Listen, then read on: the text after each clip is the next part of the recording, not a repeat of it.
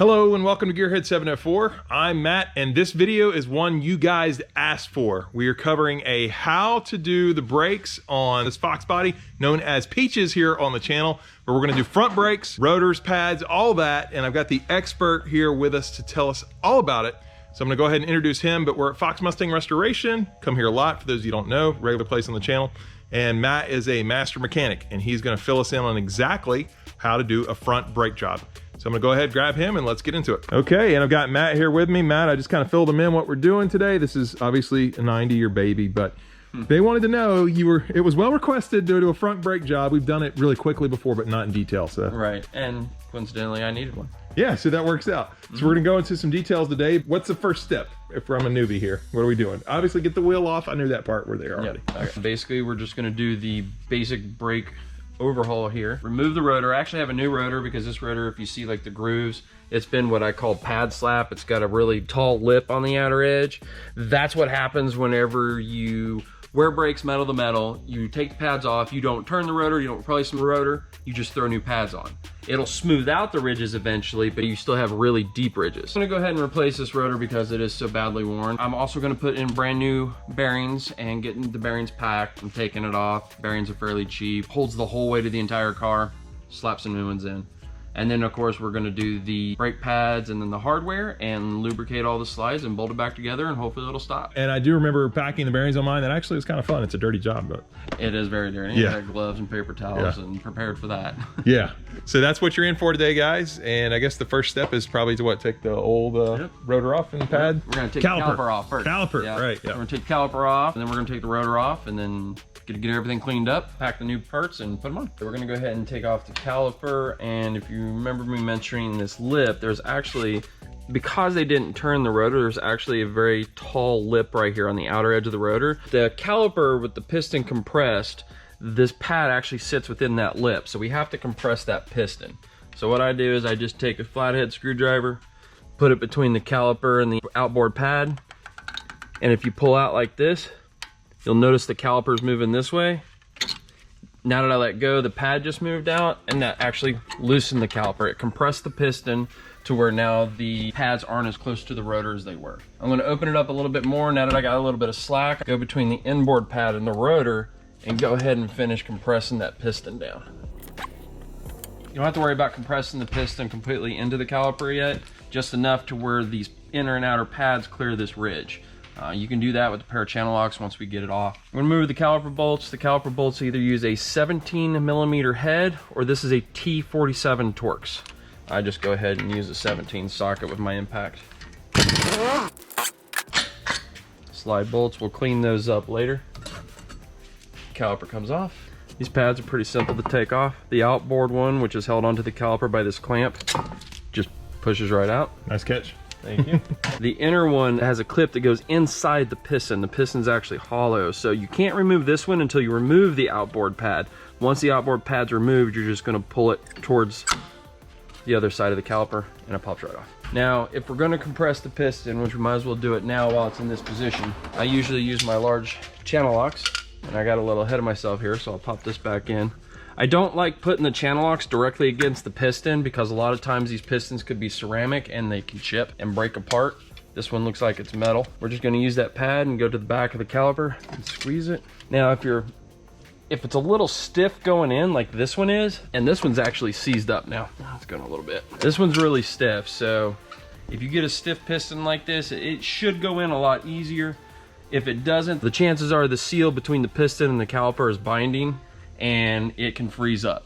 You don't want that to happen, so if you get this situation or the piston doesn't move at all, you need a caliper and a hose. The other thing that could cause that problem, except the seized piston, can be a collapsed hose. So typically if you replace a caliper, you definitely replace the hose. So we're just gonna set this aside and we're gonna go ahead and take the rotor off and swap those out. And we will tackle this in a little while. All right, so we're gonna go ahead and pull the rotor off. To pull the rotor off, we gotta pull the hub nut off. The nut holds the bearings in and the nut threads onto the end of the spindle, which we'll show you all that when we get it off. First thing we gotta do is take this dust cap off. I got a special little pair of pliers here. They kind of clamp and go underneath the edge. You can use this hammer, hit that and they pop off. I'm gonna go ahead, if you don't have that tool, you can just take a flathead screwdriver, pop it out, Get the screwdriver between the cap and the rotor and do a twist and then just work it out. There we go.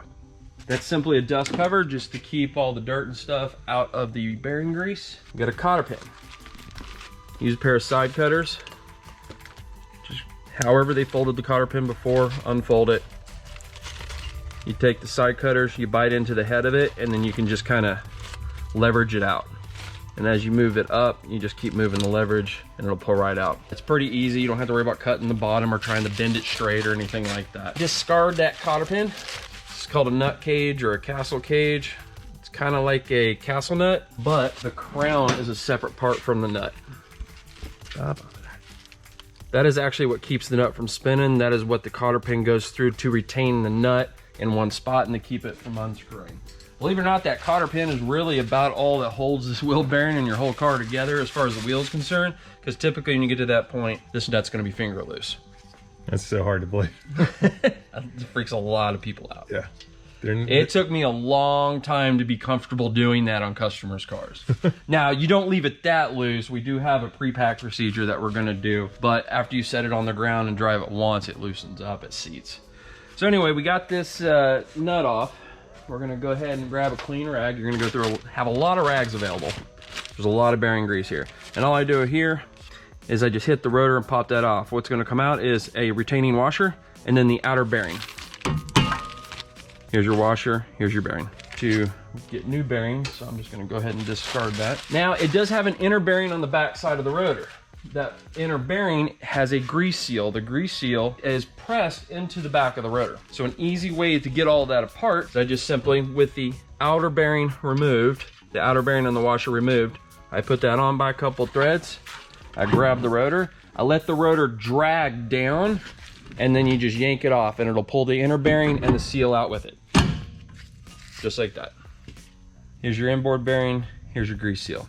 When you do this, even if you don't replace the bearings, you always want to put a new grease seal in because they will dry out and let a bunch of dirt and stuff into your bearing grease, and you definitely don't want that. I'm going to take the nut back off. This is the spindle. You always want to inspect this for wear, especially if your bearings are bad. You want to clean off all your bearing grease here. Even though usually grease is going to start out red or brown or something like that, you'll see this is really black. If it gets overheated, it'll turn part of it black, but a lot of it's just a little bit of dirt that's seeped in. You want to clean all that off. Again, you're cleaning it off to be able to remove any old sand and grit. And the other reason is you need to inspect this for bearing damage. This is the spindle hub assembly. Your inner bearing rides in this area, and your outer bearing rides in this area. You can see they're a little darkened there. This one looks okay. Yeah, it's nice and smooth. It's discolored, it's not that big of a deal. What you want to look for is pitting or scratching. Basically, you don't want to have anything that would catch your fingernail. You want it to feel polished smooth. If you got a bearing that ran dry on grease, it may be blued, meaning that the bearing got too hot and you drove it for quite a long time without repacking the bearings. If that happens for too long, you'll actually start melting away this area. It does happen. I actually had it happen to me once, not on a Mustang, but a moving truck. But when you don't do that, it can catch fire. And the one that I had, it was on a moving truck that we rented. It hadn't been serviced. Not only did it catch on fire, it melted the hub off, and the tire, the rotor, and the caliper went down the road in a ball of flames as the spindle of the truck was dragging down the road.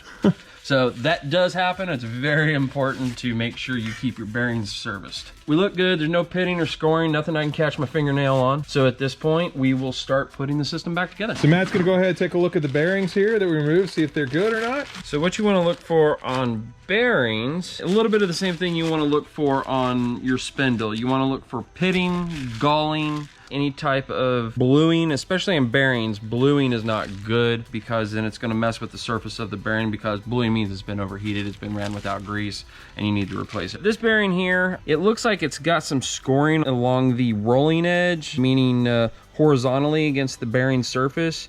You can kind of see where there's lines going from left to right of the barrel.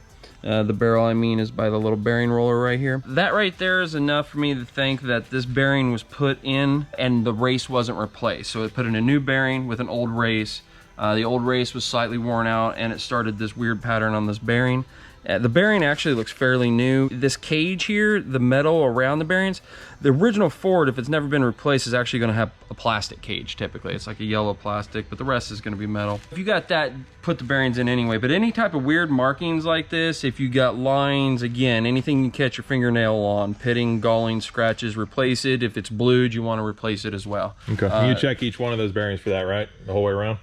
If you got one that's bad, you're done. Right. But if you got one, it's usually on all of them. Is it? Okay. Yeah, so it'll be pretty obvious. So we're gonna go ahead and put new bearings in. If you replace bearings and you reuse your old rotor, you're gonna wanna put new races in the rotor. If you buy a new rotor, it's gonna have new races, then you can just buy the bearing and you're good to go.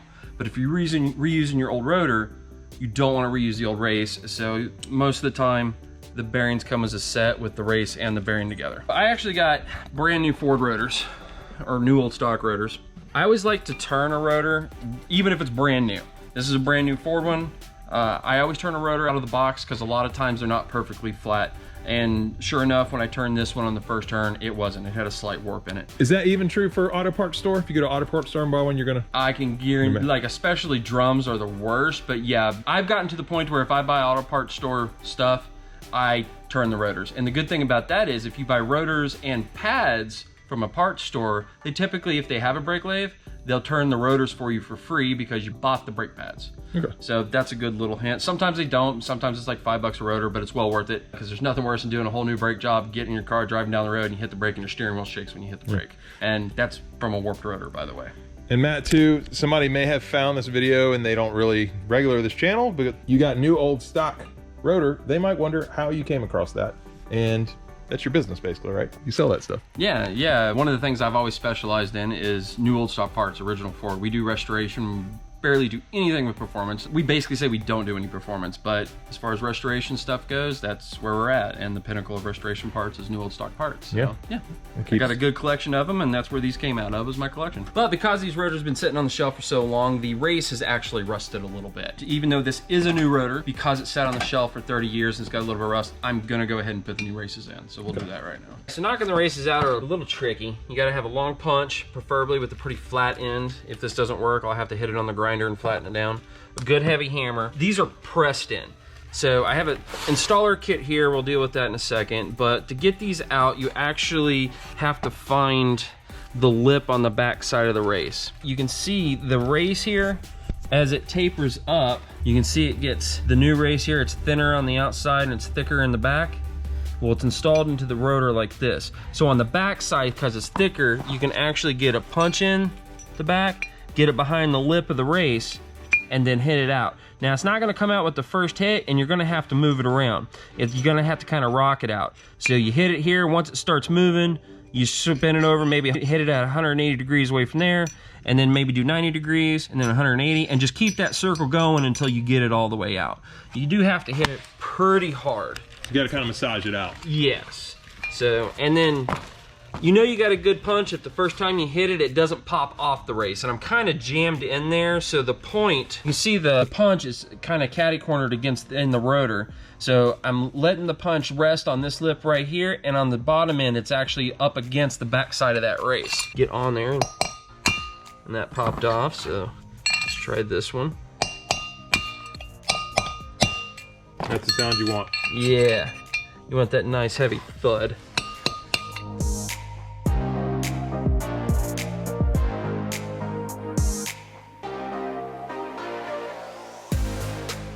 All right, so Matt removed the old race and knock the old ones out.